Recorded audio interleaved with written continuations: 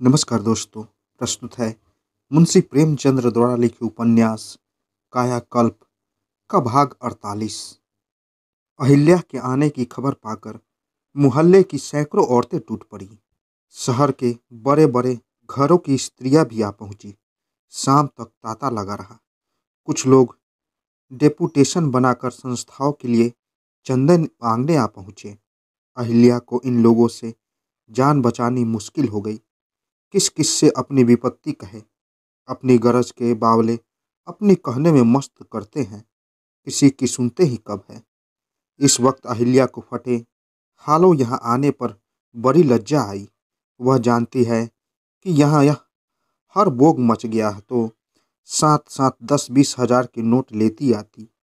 उसे अब इस टूटे फूटे मकान में ठहरने में भी लज्जा आती थी। जब से देश ने जाना कि वह राजकुमारी है, तब से वह कहीं बाहर नहीं गई थी। कभी काशी रहना हुआ, कभी जगदीशपुर। दूसरे शहर में आने का यह पहला ही अवसर था। अब उसे मालूम हुआ कि धन केवल भोग की वस्तु नहीं है, उससे यश और कीर्ति भी मिलती है। भोग से तो उसे घृणा हो गई थी, लेकिन यश का स्वाद उसे पहली ही बार मिला। शाम तक उसने 15-20 हजार के चंदे लिख दिए और मुंशी व्रजधर को रुपए भेजने के लिए पत्र लिख दिया। खर्च पहुँचते ही देर थी कि रुपए आ गए। फिर तो उसके द्वार पर भिक्षुकों का झमकट लगने लगा। लंगड़ों, अंधों से लेकर जोरी और मोटर पर बैठने वाले भिक्षुक भिक्षा दान मांगने आने लगे। कहीं से किसी अनाथालय के निरीक्षण करने का निमंत्रण आता, कहीं से टी पार्टी में सम्मिलित होने का। कमारी सभा, बालिका विद्यालय, महिला क्लब आदि संस्थाओं ने उसे मान पत्र दिए और उसने ऐसे सुंदर उत्तर दिए कि उसकी योग्यता और विचारशीलता का सिक्का बैठ गया। आए थे हरिभजन को ओटन लगे कपास वाली कहावत हुई। तपस्या करने आई थी, यहाँ सभ्य समाज की क्रीड़ाओं में मग्न हो गई। अपने अभीष्ट का ध्यान ही न रहा। ख्वाजा महमूद को भी खबर मिली। बेचारे आंखों से माजूर थे, मुश्किल से चल फिर सकते थे। उन्हें आशा थी कि रानी जी मुझे जरूर सरफराज फरमाएंगी, लेकिन जब एक हफ्ता गुजर गया और अहिल्या ने उन्हें सरफराज न किया, तो एक दिन ताजमहल पर बैठकर स्वयं आए और लाठी टेकते हुए द्वार पर खड़े हो गए। उनकी खबर पाते ही अहिल्या निकल आई और बड़ी नम्रता से बोली, ख्वाजा साहब, मिजाज तो अच्छे हैं। मैं खुद ही हाजिर होने वाली थी, आपने नाहक तकलीफ की। ख्वाजा, खुदा का शुक्र है, जिंदा हूँ। हुजूर तो खैरियत से रही। अहिल्या, आपकी दुआ है, मगर आप मुझसे यूँ बातें कर रहे हैं गोया मैं कुछ और हो गई। मैं आपकी पाली हुई वही लड़की हूँ जो आज से 15 साल पहले थी और आपको उसी निगाह से देखती हूँ। ख्वाजा साहब अहिल्या की नम्रता और सील पर मुग्ध हो गए। वल्लाह, क्या इंस्कार है, कितनी खासकारी है। इसी को शराफत कहते हैं कि इंसान अपने को भूल न जाए। बोलो बेटी, तुम्हें खुदा ने यह दर्जा अता किया है, मगर तुम्हारा मिजाज वही है, वरना किसे अपने दिन याद रहते।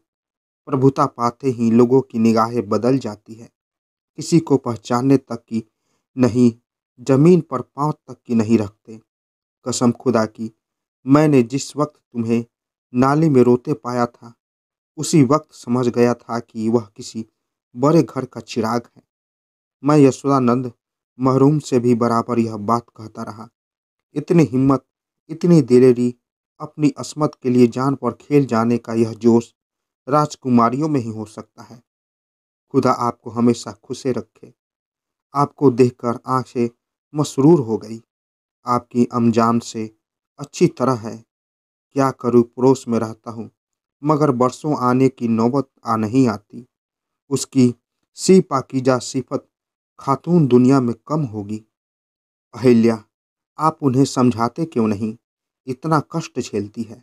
ख्वाजा, अरे बेटा, एक बार नहीं 1000 बार समझा चुका, मगर जब खुदा की बंदी माँ ने भी कितना कहा कि मेरे पास जो कुछ है वह तुम्हारा है। यशोदानंद महरूम से मेरा बिरादना रिश्ता है। सच पूछो तो मैं उन्हीं का बनाया हुआ हूँ। मेरी जायदादें तुम्हारा भी हिस्सा है, लेकिन मेरी बातों का मुतलक लिहाज न किया। वह तवक्कुल खुदा की देन है। आपको इस मकान में तकलीफ होती होगी। मेरा बंगला खाली है। अगर कोई हर्ज न समझो तो उसी में कयाम करो। वास्तव में अहिल्या को उस घर में बड़ी तकलीफ होती थी। रात में नींद ही न आती। आदमी अपनी आदतों को एकाएक बदल नहीं सकता। 15 साल से वह उस महल में रहने की आदी हो रही थी जिसका सानी बनारस में न था। इस तंग गंदे टूटे फूटे अंधेरे मकान में जहाँ रात भर मच्छरों की सहनाई बसती थी, उसे कब आराम मिल सकता था। उसे चारों तरफ से बदबू आती हुई मालूम होती थी। सांस लेना मुश्किल था। पर ख्वाजा साहब के निमंत्रण को वह स्वीकार न कर सकी। बागेश्वरी से अलग वह वहाँ न रह सकती थी। बोली, नहीं ख्वाजा साहब, यहाँ मुझे कोई तकलीफ नहीं है। आदमी को अपने दिन न भूलने चाहिए। इसी में 16 साल रही हूँ। जिंदगी में जो कुछ सुख देखा है वह इसी घर में देखा है। पुराने साथी का साथ कैसे छोड़ दूँ? ख्वाजा, बाबू चक्रधर का अब तक कुछ पता न चला? अहिल्या, इसी लिहाज से तो मैं बड़ी बदनसीब हूँ ख्वाजा साहब। आपको गए 15 साल गुजर गए। 5 साल से लड़का भी गायब है। उन्हीं की तलाश में निकला हुआ है।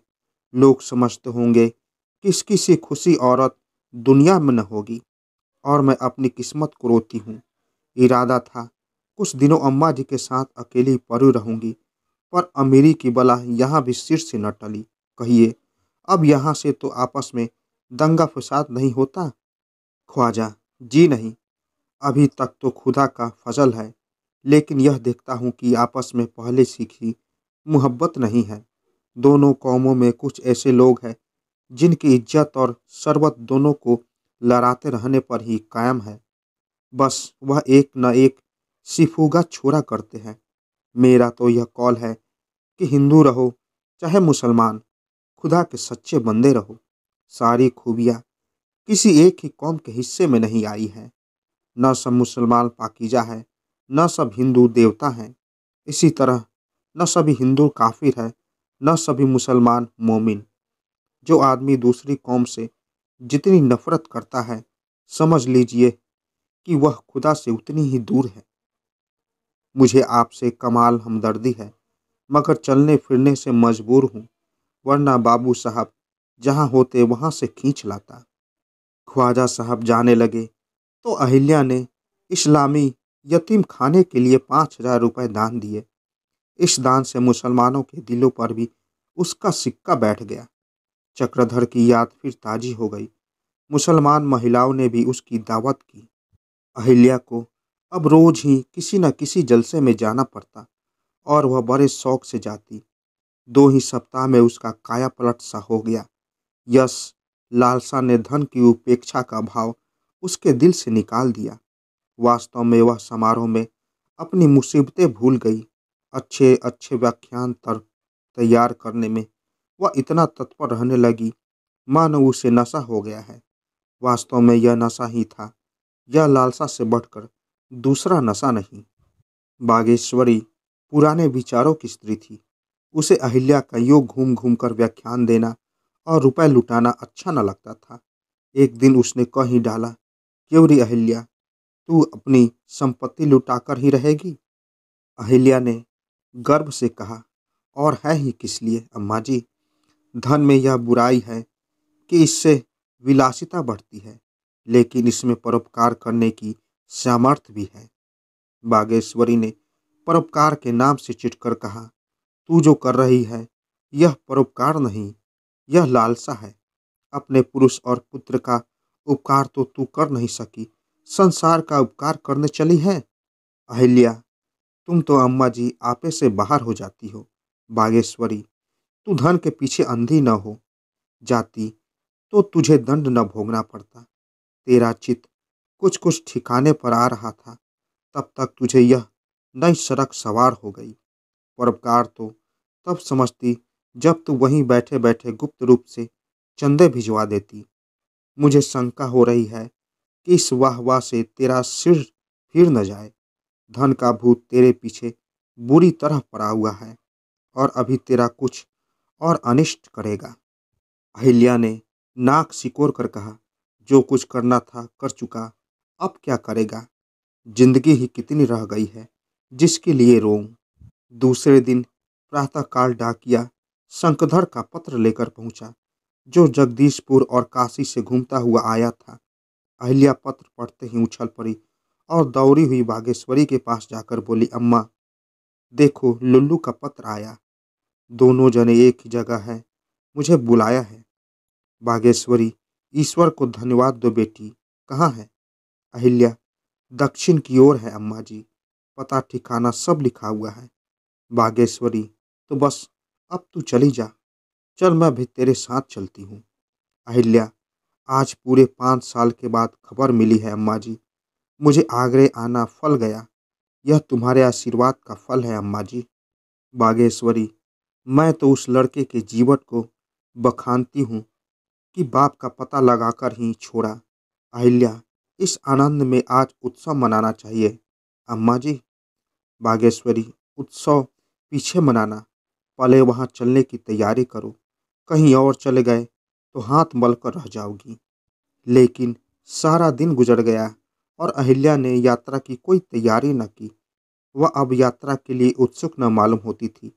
आनंद का पहला आवेश समाप्त होते ही वह इस दुविधा में पड़ गई कि वहाँ जाऊं या ना जाऊं।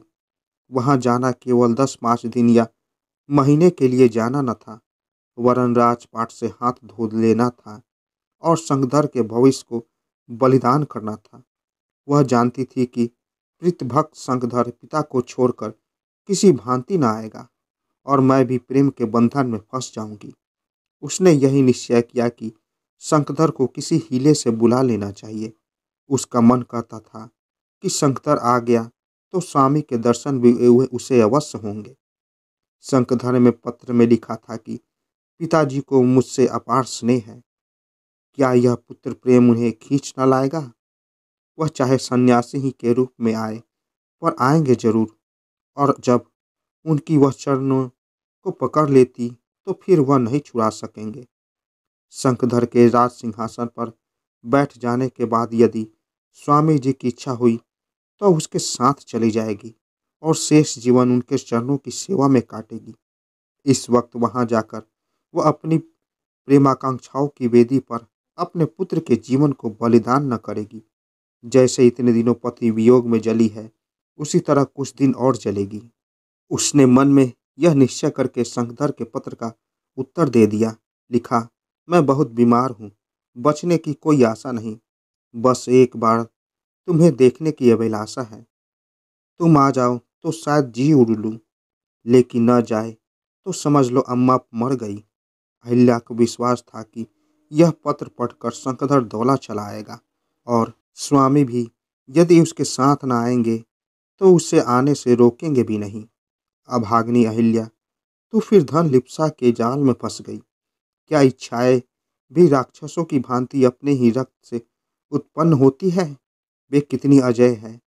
जब ऐसा ज्ञात होने लगा कि वे निर्जीव हो गई है तो सहसा वे फिर जी उठी और संख्या में पहले से सद्गुण होकर 15 वर्ष की दारुण वेदना एक क्षण में विस्मित हो गई। धन्य रे तेरी माया। संध्या समय बागेश्वरी ने पूछा, क्या जाने का इरादा नहीं है?